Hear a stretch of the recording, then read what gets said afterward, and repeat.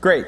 My name is Scott Morrow, and I'll be the moderator for this panel. The topic is acquiring and monetizing traffic using local, mobile, social, and video. I have some esteemed colleagues here with me that I'll introduce briefly, but a quick bio on myself. I have 15 years experience in interactive media. I've worked at such companies as CNET Networks, Interactive Corp. IAC. I was on the City Search property, so I have local experience. I was most recently president and CEO of This Next, which is a venture-backed social shopping company here in Santa Monica. And my current role, which is a new one for me at Oversee, is Senior Vice President and GM of Vertical Markets. Vertical Markets for Oversee represents our opportunity to take our owned and operated portfolio and to build those out into full functioning lead gen and performance marketing businesses. We currently have presence in 3 verticals: retail, which is anchored by ShopWiki, travel, which is anchored by lowfares.com, and consumer finance, which is anchored by creditcard.org. So it's an exciting push for Oversee and certainly a new growth area for the business. To my right here, I have Branden Claisse, who will be our mobile expert for the panel. Branden has 10 plus years experience in mobile and digital advertising. He has account executive experience at Publicis and Hal Riney. He also was head of publisher and advertising solutions for Nokia. And his current focus is vice president of business development for Mojiva. For those of you who don't know, Mojiva helps advertisers with the technology and know-how to execute mobile ad campaigns. And it's a New York City-based company. To Branden's right is David White. David White will be our social media expert on the panel. David has a wide breadth of publishing experience. He was the publisher of community sites at IGN before it was purchased by Fox Interactive. He then became the overall publisher of IGN Entertainment, and his current focus is vice president publishing at Technorati Media. For those of you who don't know, Technorati Media, they do a few different things. One is they have a social media ad network, some pretty impressive stats. 1,200 blogs, social networks, and distributed content with an audience of 400 million monthly unique users. ComScore recently ranked Technorati as the 10th largest media footprint, the 4th largest social media footprint, and the 2nd largest blog footprint. In addition, they also have 3 owned and operated sites: Technorati.com, Twitterati.com, and blogcritics.org. We do have a stand-in, so we want to be especially grateful for Andy Atkins-Kruger. He's the only man with 3 names on the panel, so he'll be easy to remember. Andy is a linguist. I'm guessing he's the only linguist on the panel as well. And he also has 25 years experience in international marketing. And if the 3 names in the linguistics description don't tell you who he is, he's also the guy in the chic orange glasses. Andy is currently CEO of WebCertain, which he founded in 1997, and it essentially helps companies with international search strategies. The firm has coverage in 36 languages, and although Andy's based in the UK, he certainly travels the world. So thank you for attending the panel and agreeing to hash out this topic. So again, the topic is acquiring and monetizing traffic using local, mobile, social, and video. You know, the reality is each of those areas are so distinct. You could probably have a panel on each one of them. So hopefully we'll give you some good insights, but it's a very broad topic to cover. And the 2 key questions that I want to keep us focused on are: what are the publisher and advertiser trends in each of those areas? And how do those trends impact consumers? So let's start with publishers. And within publishers, I want to focus on video first. So Andy, first question to you. What is the role of video in local? Well, the first thing that I have to answer to that, of course, is that I'm an international guy. So to me, local is a very big area, and it's an international area. So I would say that video is about engaging with your local audience relevantly, and building confidence and trust. Particularly the building confidence and trust, because the moving image has such strong advantages over other media in terms of convincing people that they're about to make the right choice. So, particularly with local people who are on the verge of buying or booking or dining out, whatever it might be, they want to have confidence that they're going to go and do the right thing. And that to me is where video is particularly strong on a local basis. What about conversion? So, from a business model perspective, putting more content on the page, the ultimate aim is to create either a CPM through another page turned, or a lead gen through a click out, or a transaction, depending on what model you have. How does video help with conversions? Video definitely ups conversions. I mean, it of course depends on how you handle it and how you use it. It has the advantage of being cross-platform. You can use it from a mobile device or from a PC and still get pretty much the same kind of message, which is one of the things that brought me to video in the first place. Was we were looking at how to best present our local and international clients across multiple platforms, and video was by far the best solution. I mean, things have happened since then that make that even more important, if anything.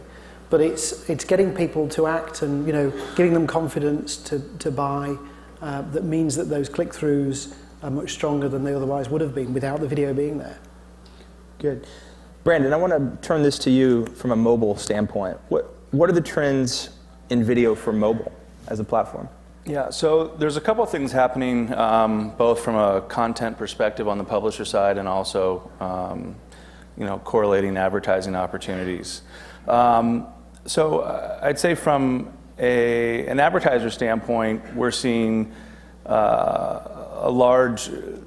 need to advertise utilizing video is growing tremendously, and whether that's via pre-roll or via an expanded video display ad, we're seeing that grow tremendously. So I would say on the brand side, I'd say about 1 of every 3 brand campaigns are now utilizing some form of rich media, typically that is tied to video in some way. From our perspective, again, display has really been our focus to date. So again, the expanded video has been where we've seen the most opportunity, but we are in the process now of expanding our ad serving solution to include pre-roll video as well, and that's going to be a big focus for us moving forward, just because we're seeing again, so many requests for it. So demand is there, and it's growing. Demand is there from an advertiser perspective. Actually, the demand has always been there from an advertiser perspective. I mean, why do you think? Is it familiarity with the form factor? Yeah, I mean, so especially for specific verticals, I mean, automotive, theatrical. I mean, for those guys, I mean, showing their trailer, showing their big, beautiful car is always a huge focus for them on. Across any medium, and so they've just been really waiting for the opportunity to have the reach there in mobile to be able to utilize that video content. Okay. So David, save the last question for you, which is the hardest. How do you determine the right video strategy? Because when you think about video, there are lots of different options. You could go with a community-driven, user-generated format where you're getting, low-cost, questionable quality video. You could do editorial video, which can be very expensive. You could do third-party video, which, questionable economics and brand implications. How do you determine as a publisher what is the right video strategy? I think it depends on, what you have to work with in terms of not only your budget, but your site footprint, like where your needs are at. Certainly on the cost side, user-generated video is going to be very cost effective. You can also, you can get YouTube API videos for free. You can get lots of video streams for free to enhance your content. If you want to utilize those, those APIs, and you can mix that with your other content. So for very little cost, you can have video integrated in your site, like with YouTube. Yeah. I think that whether you do your own produced video or you do social video, YouTube channel is key for your property. YouTube is the second largest search engine on the planet behind Google. If you have a YouTube channel, and you're generating original video content in there, it can drive a lot of traffic to your other content. Also, there's an opportunity for monetization there. Google has a program, or YouTube has a program where you can become a partner and get a revenue share of your videos on YouTube if you're a large enough producer. So there's an added benefit there. So for all three of you, because there's only so much pixel space on the page, and certainly with mobile, even smaller palette to work with, how do you determine the balance between text, image, video, in driving your business? What's the right way to think about that, both from the user perspective, the publisher perspective, and also the advertiser perspective? Well, when I do that, it's with an SEO hat on, to be frank. It's looking at the factors that are going to drive performance in the search engines, and also, well, in the text search engines and video search engines, if that makes sense. So it's a combination of both. You certainly don't want to be dominated by video only. At the same time, you don't want over much text that destroys the look of the page and the content of the page, but you've got to have enough to get the breadth of traffic that you're looking for. From a mobile perspective, to date, there's been quite a few hurdles. Things like data plans, capabilities of handsets, and I think in the last 6 months, a lot of those issues have been alleviated. So what we've seen is, again, more smartphones than ever on the market, video-capable handsets. Also, data plans are becoming more and more geared towards kind of the all-you-can-eat, as opposed to, people need to be concerned about specific amounts of data they can use. So from a publisher perspective, I think we're seeing more and more video come into the marketplace because, again, those concerns have been alleviated. And again, like I said, from an advertiser perspective, they've really been waiting for there to be enough content, enough reach out there to utilize their quality. And the quality as well. David, you had a thought? Well, on the publisher side, in terms of mix of content, if you're incorporating user-generated content with your other medium, you want to have the medium very complementary to your user-generated content to stimulate it. Yeah. So you want sufficient editorial content if you're going to have article comments or a user discussion thread to stimulate that discussion and complement it overall. Yeah, I guess I just worry a little bit, some of the output of these conferences might be the takeaway saying, oh, video's hot, mobile's hot, social's hot, I go out and I do all these things, check the boxes, and I still have a crap experience. You really have to reconcile for your business and how you're positioned what content drives that value prop and reinforces that brand. And so, I think that's one thing that we have to continue to underscore throughout this process is really understanding your business and how does it drive the fundamentals of your business. I think Dave said at the start about basically looking at the resources that you have. And one of the things you find sometimes when you're working with publishers is that sometimes they haven't really checked on the depth of resources they have. We had an example of a client who, when we started to ask them about their video, found a stack of videos that they'd got sitting on the shelf that they weren't using, that we were able to localize and maximize the return on. So I think it's partly looking at making sure you've got all your assets and working with what you've got to make the best return. One other thing that's interesting from the advertiser perspective is now, regardless of whether or not there's video on the publisher's site, the fact that we have so many smartphones, again, iPhone, Android, and so many applications in the marketplace, all of those, from an ad unit perspective, are now video capable. So that provides tremendous amounts of reach, regardless of whether or not a publisher has any video on their site. Yeah. So we can expand to video and utilize it in that way. Okay. So let's move on to a question regarding local. I've spent some of my career in local, and it's very difficult to make it work. Andy, how do you make local scale cost effectively, especially as it relates to content? We're talking publishers here still, are we? Correct. Yeah. So essentially it's the big issue you get with search engines, for instance, is about duplication. So the big temptation with building out local is to simply copy and paste and multiply many times and just change a few parameters. And I think that's the big danger of local, is getting that balance wrong. And clearly there is a lot of repetition. You know, an Indian restaurant in San Francisco is very similar to an Indian restaurant potentially in New York. So therefore it's quite likely you're going to have the similar sorts of things going on. But it's making sure that you're not duplicating and sort of spinning content just to get the sheer volume of pages listed in Google. Because in the end that's not offering true value to your advertisers, but it's also not going to get you the best results.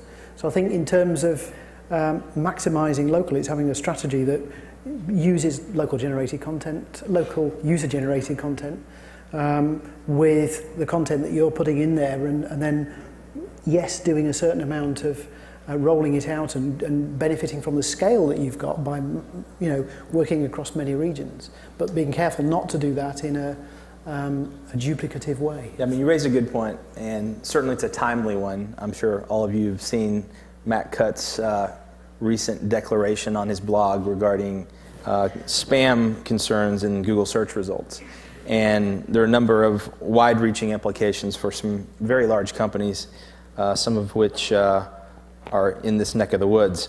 What do you all think will be the downstream implications truly with content creation as it relates to Google's seemingly strong stance on trying to attack spam, duplication of content, to try to keep those listings clear, to reinforce their value prop, which is obviously getting consumers to good, high-quality content sites?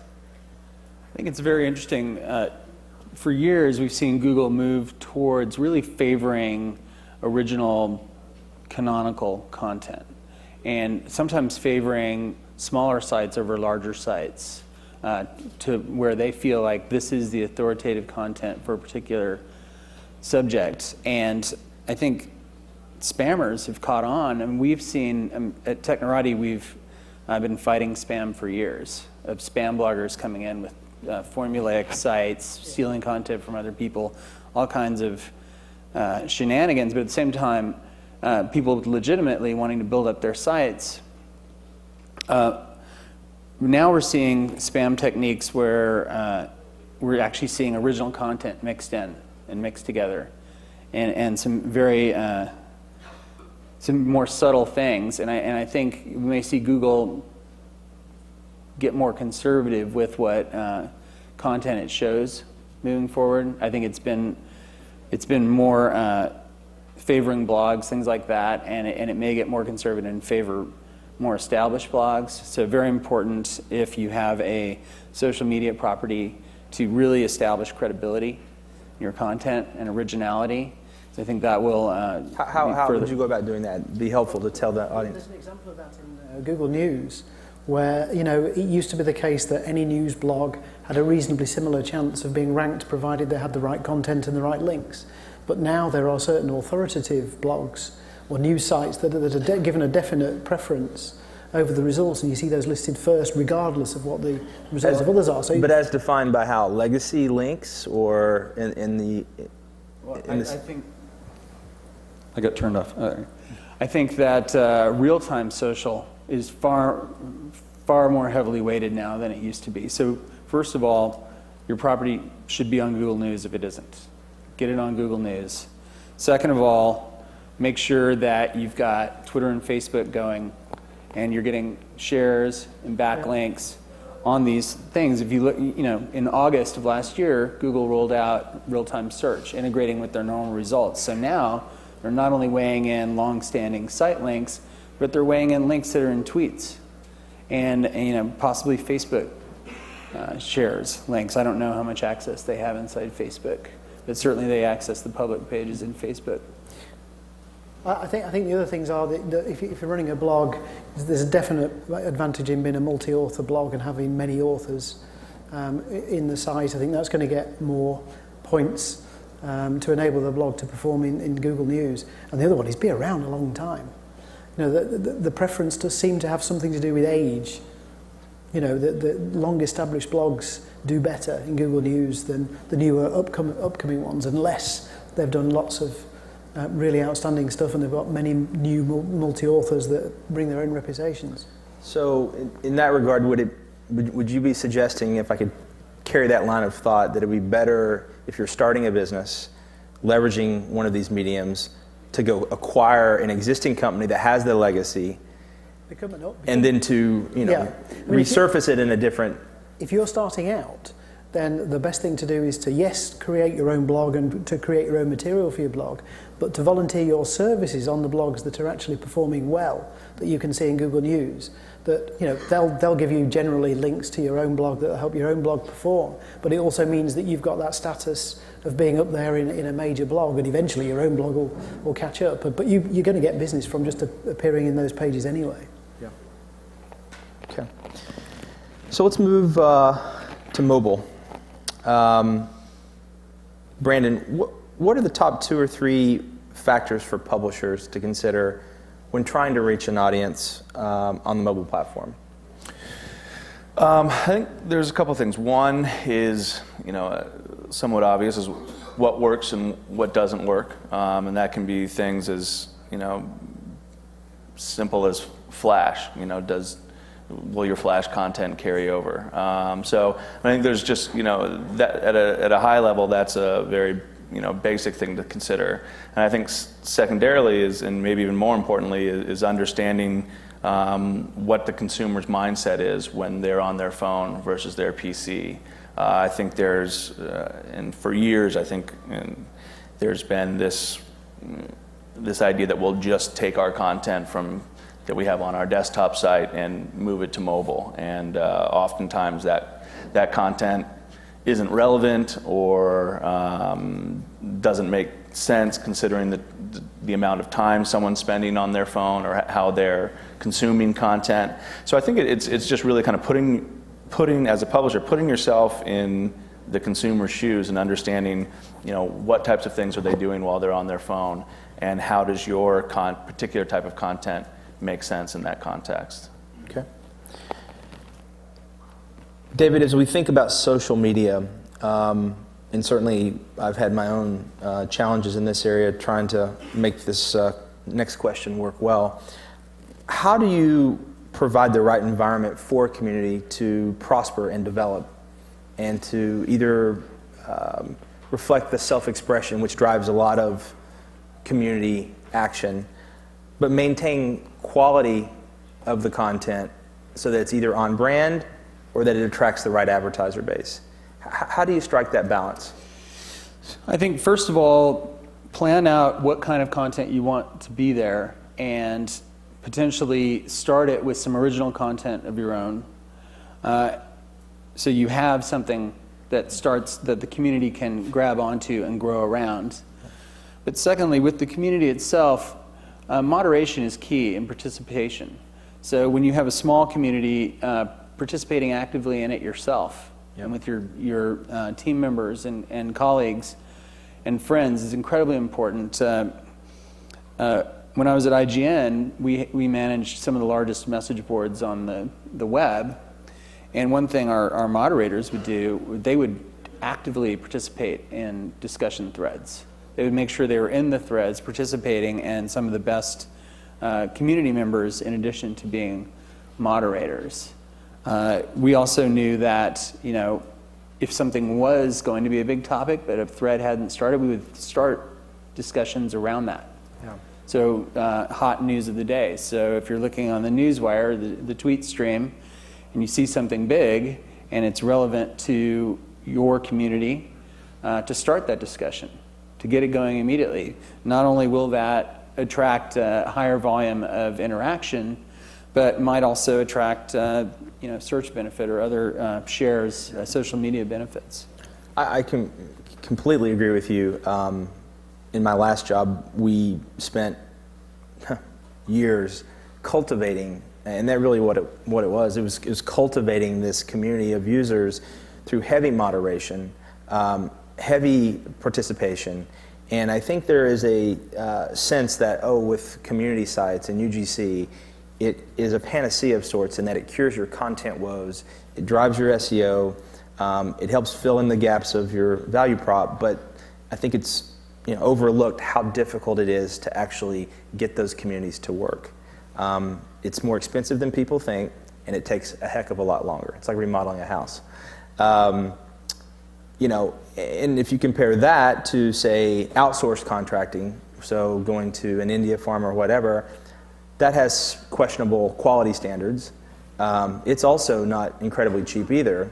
And then if you look at scraping content or pulling content from across the web, that may have SEO implications as well. So kind of a question to the group, how do you think about content in the age we live in terms of driving traffic across these mediums?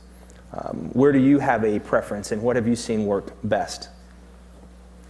Well, I'm sort of tending towards the original content, which is a bit like Dave was saying, picking up on new trends. Don't personally rely much on things like article spinning or some of the newer trends to multiply content, because it's always looked like something that had a lifetime, and at some point it's going to run out. And I think we're perhaps seeing now the first signs that the benefit of doing that's going to reduce.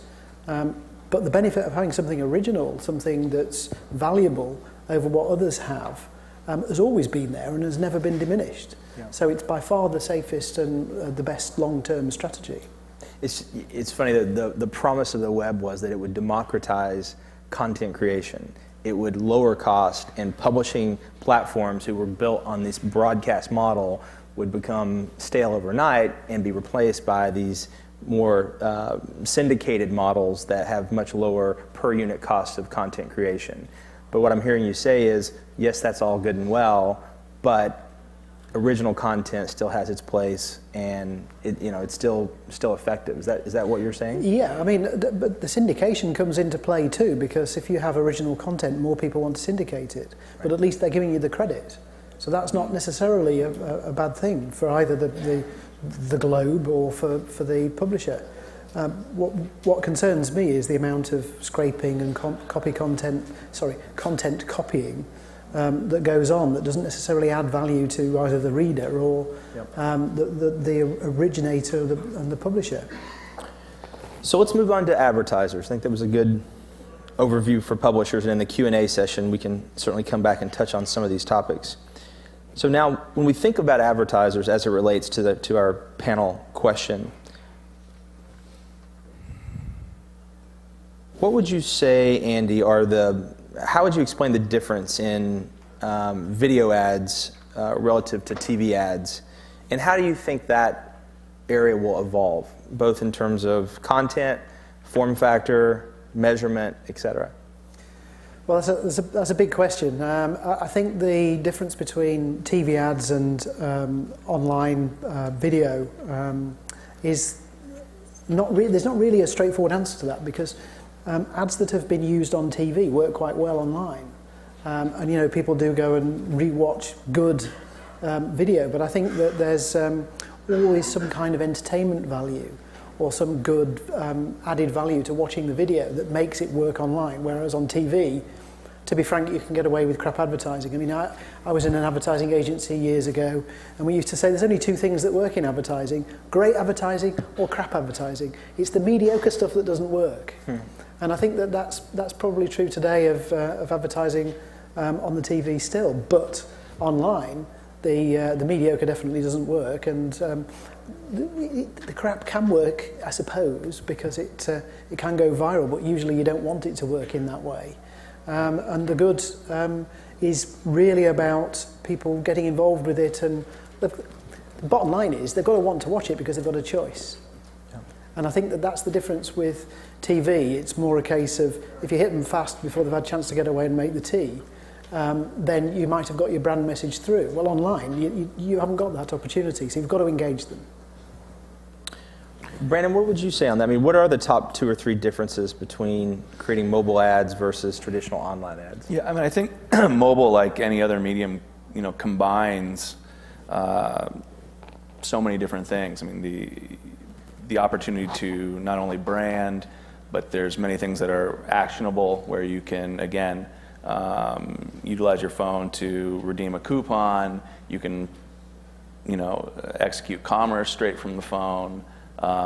You can call an 800 number straight from the phone. So there's this, I think, unique opportunity, and also then especially when you add in things like location-based opportunities. So the opportunity to brand, have something actionable, and have all of that based on where someone is located, I think makes the mobile phone, the most unique advertising opportunity in the space. Now, not all of those things are, I think have completely come to fruition, but they're all, in bits and pieces are coming together pretty quickly.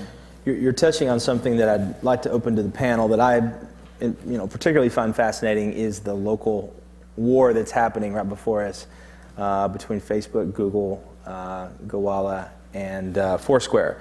So obviously there is a race to see who will control the check-in by the consumer with their mobile device. Google has Google Places, Facebook has Facebook Places, there's Foursquare, there's Gowalla. This week, actually, Facebook announced and rolled out their launch plan for Facebook Deals, which is a new feature which is added to Facebook Places. And you start to then think about the impact and implications of that on the overall deal space, the living socials, the Groupons, and all the other litany of followers and copycats. How do you guys see that space playing out? Before we get into whether or not it's a good thing, because that's my next question. But how do you see that playing out, and who do you think will emerge victorious in terms of controlling the consumer for check-ins and driving local deal value? I wish I knew the answer to that question, because that would make the advice and the things that we do going forwards very valuable. I mean, I see blood on the floor, is all I can say, that somebody's going to lose. Yeah. At least one of those can't stick around in that space. There's just too much there. Who has the advantage? Let's, because it is difficult to predict the winner, but there's some big players with big resources, all seemingly fighting this with a lot of vigor.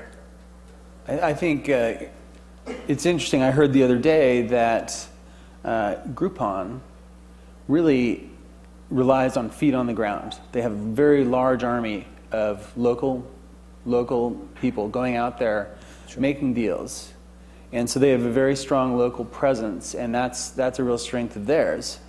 Google tried to acquire them, and Groupon declined. So Google's rolling out Google Offers. Well, if you've noticed on Google Maps, you're starting to see more and more businesses show up on Google Maps when you search, and I think that Google has a very nice advantage in that Google Maps is the best of class, most popular map application today. It's in all the smartphones, or almost all the smartphones, and they could leverage that to pivot on a deal thing, which could be quite impressive. Question is, could they, how much of an advantage is Groupon's advantage, being on the ground, being local, having those relationships, creating those deals?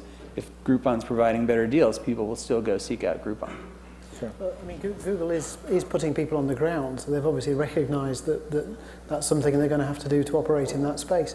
I personally don't, despite the fact that Google has theoretically all the advantages, being the biggest in terms of traffic, maybe alongside Facebook, I guess, these days, but I don't see them being the winner in that space longer term. But I'm not sure that I see any of the others doing it either. I mean, you've not mentioned Yelp, which has to be someone that you refer to in that space. And it may actually be something like Groupon-Yelp merger, or something like that might actually be the ultimate winner. I don't know, coming from the mobile advertising space, in which there's dozens of mobile media networks now, and people talk like who's going to be the winner. And I think there's a little bit of a misconception that there'll be like one official winner. I mean, if you look into the online media network space, there's 700 different media networks. So I think one thing, we're still very early days, so I think there's going to be much more of there'll be winners in specific niches. I mean, I think Google's advantage is again that they provide so many different opportunities to touch the consumer. I mean, especially with, was it Google Checkout? Is that what? Yeah, so I mean, again, combining the opportunity to do all these things plus execute commerce through a single click, I think is pretty powerful tool. Yeah. And again, if you can combine that with mobile and on the go, I mean, that's where I think their advantage is that they can do so many things. I mean, that single login, you know, to access your mail and to access your credit card or your checking account. I mean, I'm not sure how far back they recognize that as being such a, you know, a key opportunity, but it's, you know, it's certainly paying off now, and I think that the checkout piece is really going to separate them, you know. Branden, you raised a point that I'd like to follow on with the panel, which is, will there be more than one winner? And to me, at some level, it gets to the economics of the space. And I'm sure most of you are familiar with Groupon and how it functions and the economics of it, but for those who aren't, let's say you have a $100 service that you are willing to discount by 50% to offer that as a value prop to the consumer, which obviously is a very compelling, strong value prop. 50% discount for a service that at retail would cost you twice as much. On top of that, the local business has to split the revenue from that deal that they get from the consumer with Groupon. Plus, Groupon gets the credit card transaction fees, which is 3%. So Groupon takes 53%, the local business takes 47%.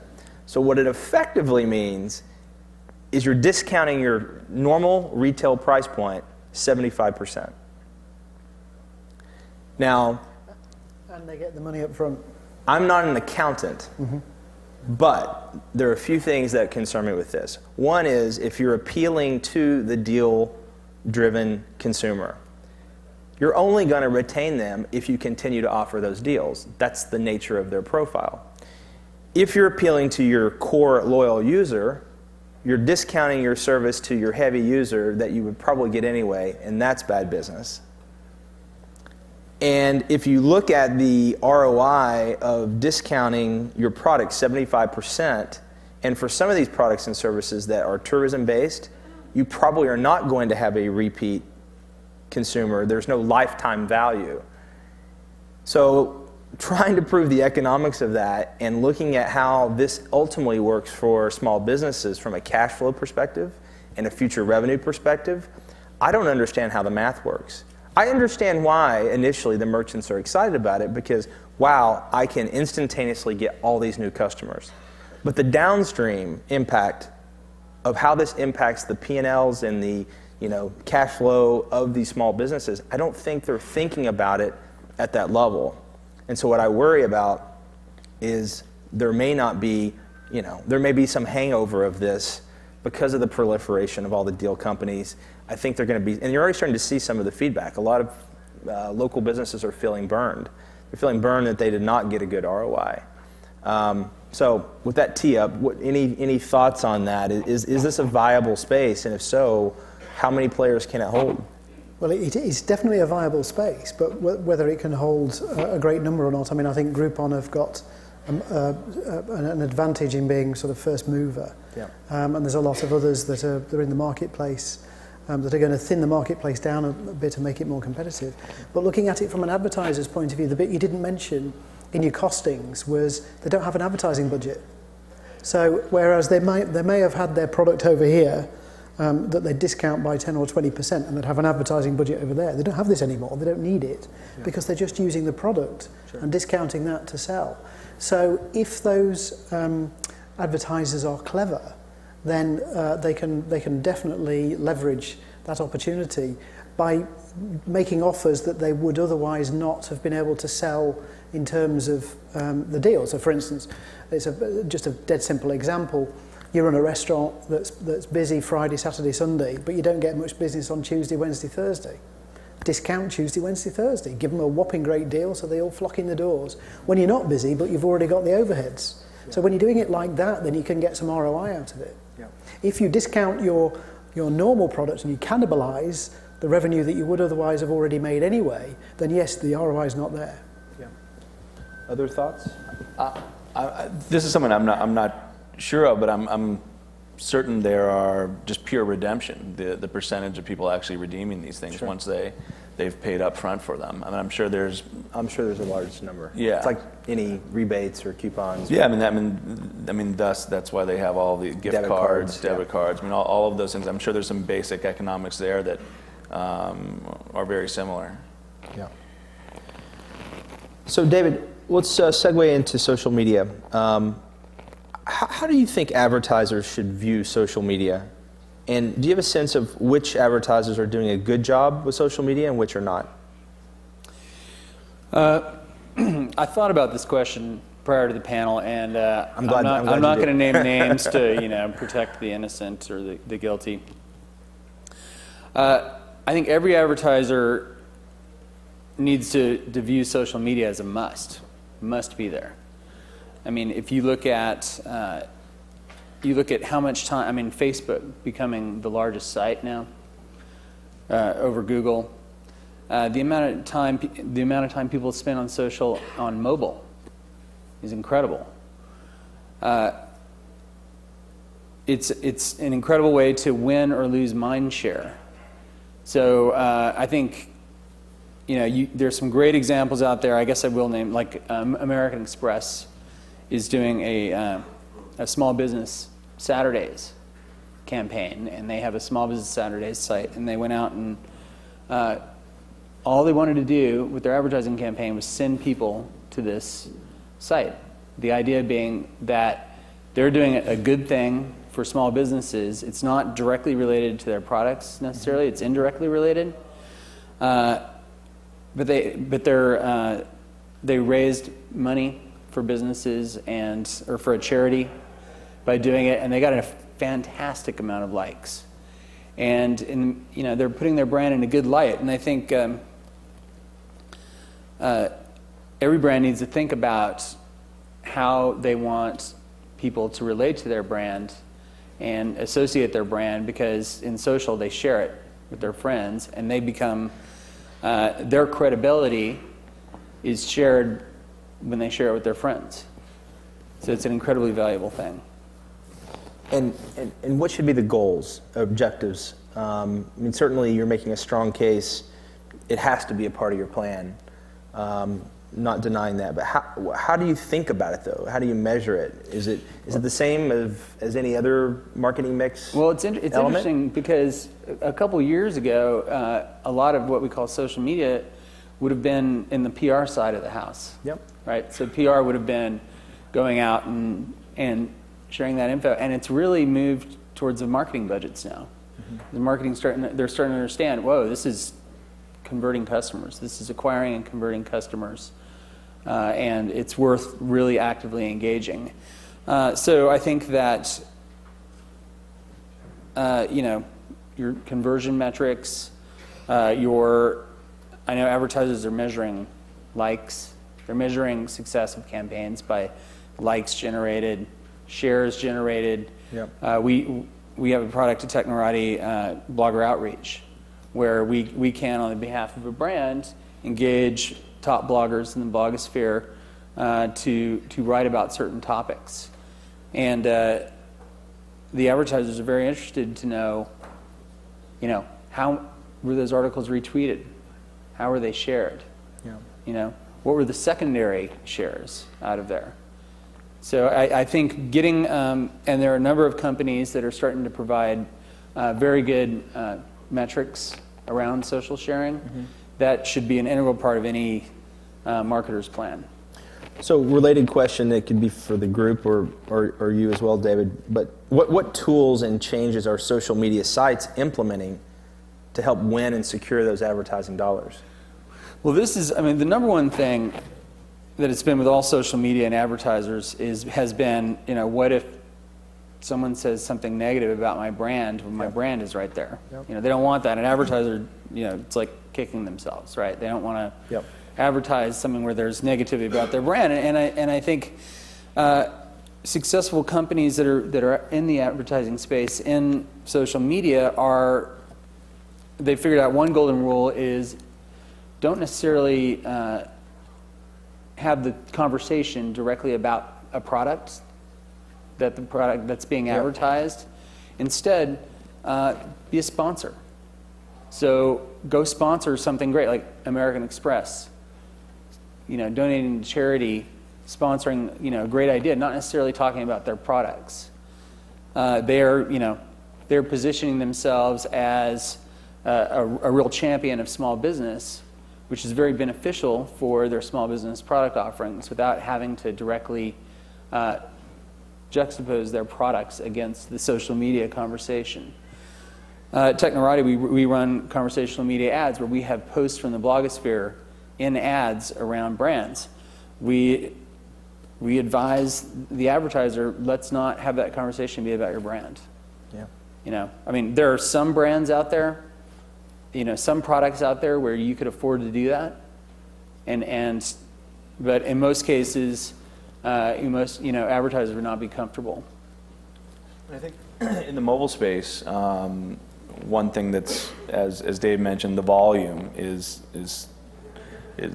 most, I would say, a large percentage of the most heavily trafficked properties in mobile are social-related applications or mobile websites. So one, having that volume is great. And the other part is that many of those sites or publishers collect user data and are able to pass that through to us in the ad call. So the opportunity to target against that user data is huge.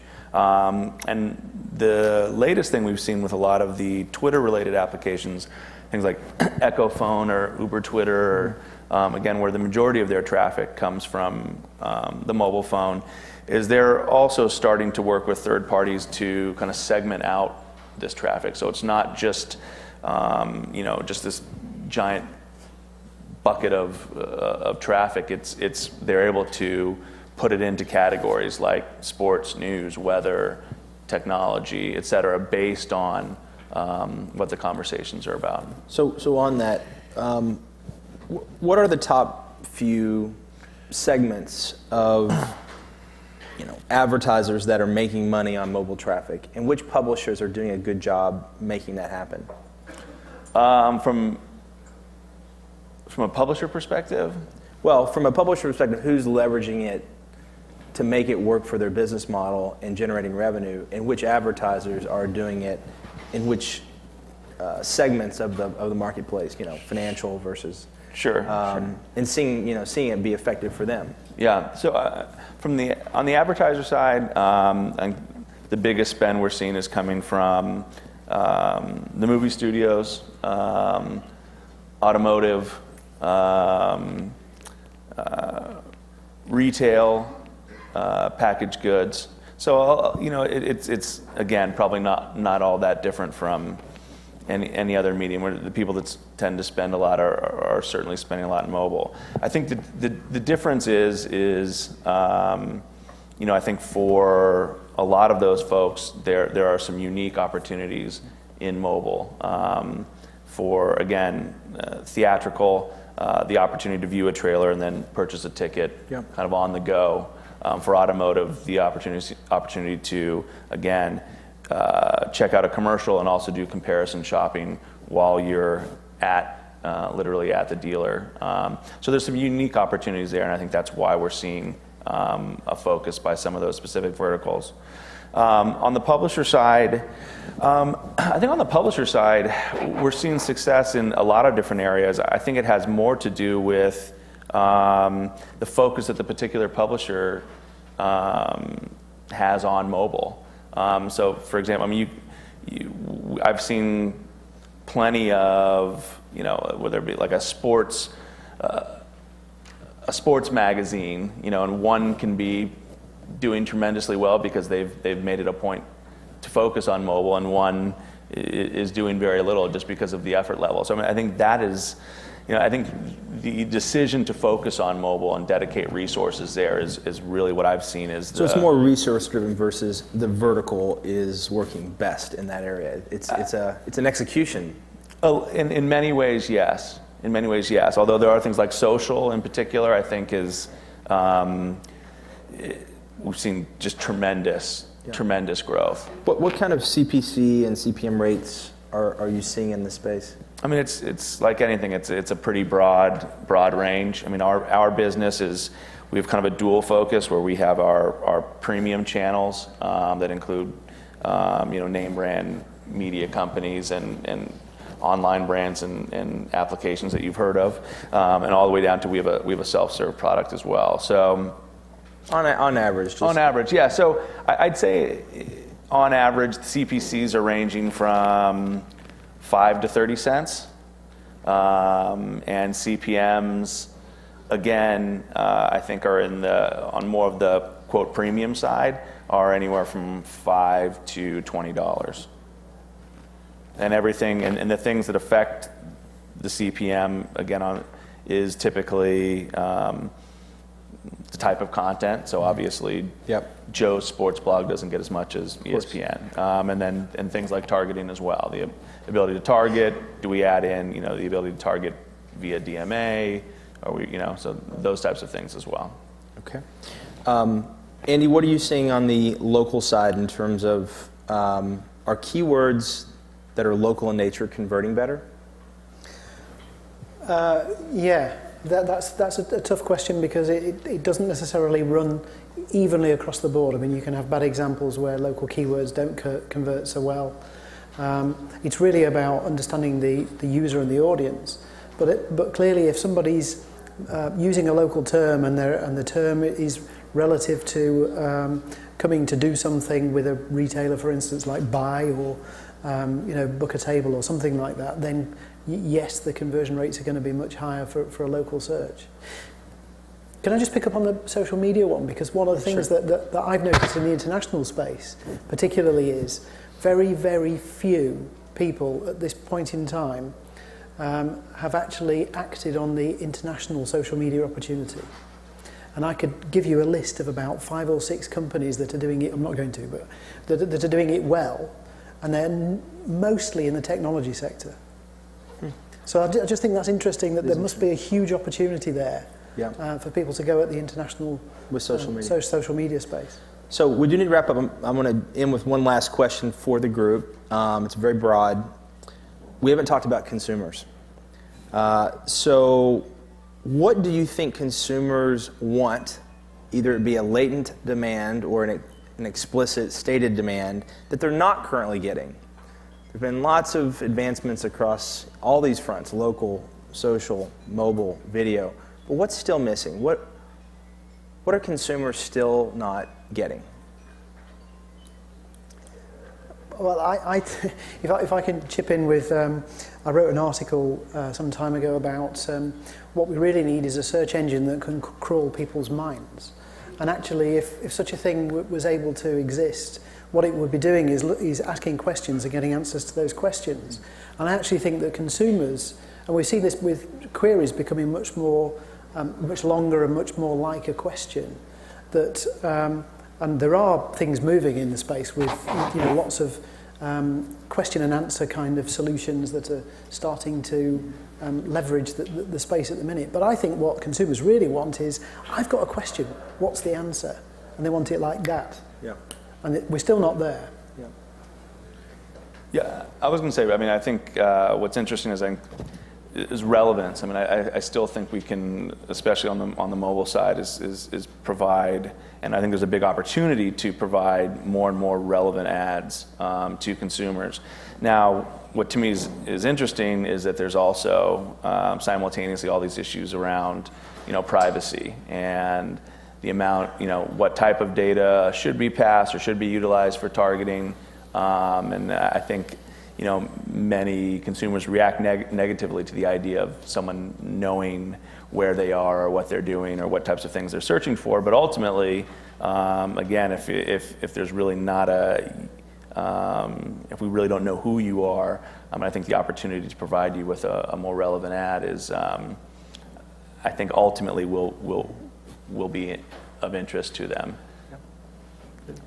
Any final thoughts? I'm going to echo that in terms of privacy. I think that there's a if you look at the big news spikes around Facebook, every few months, some Facebook does something and people get up in arms about privacy. And part of that is there's been a consolidation in social media, right? Facebook is starting to become, the dominant entity where everybody feels like, it's a standard currency. Right. And I think that consumers knowing that their personal information is protected is a big thing, and not only with Facebook necessarily, but with all social media, with writing a comment on a website, or going shopping on a commerce site. Yeah. Really getting that comfort up there, and viewing ads as well. Yeah. Yeah, I think the notion of personalization is still, so far away. The notion of it's my web, not I'm on the Facebook platform, not that I'm on the Twitter platform, not that I'm doing a Google search. It's I have needs, I have interests, I have things to solve, I have media to consume and curate. I don't, to some degree, care about the brands other than having the right products and services that can help me get done what I want to get done. So it's this notion, which is, a bit of a agnostic view of brands, of platforms, of devices. It's just, I want what I want when I want it. And, we're not there today, and there are a lot of vested interest in preventing that from happening and making sure that it happens in the container or on the platform.